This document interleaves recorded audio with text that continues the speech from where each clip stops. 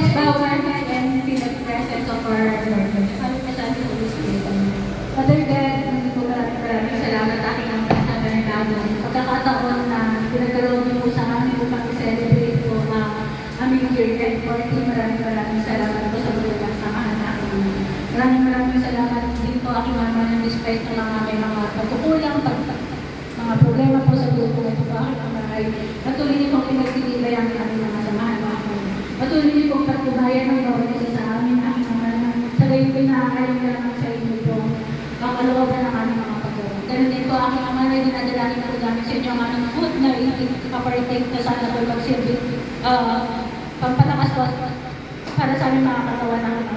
Ganun din po dahil dinadalangin namin sa inyo ang aming mga family, Lord God, na patuloy niyo po kami babayan aking ama. Ang lahat po namin ay patuloy namin dinadalangin sa pangalan ng Jesus na inyong anak ng kapatid. Amen.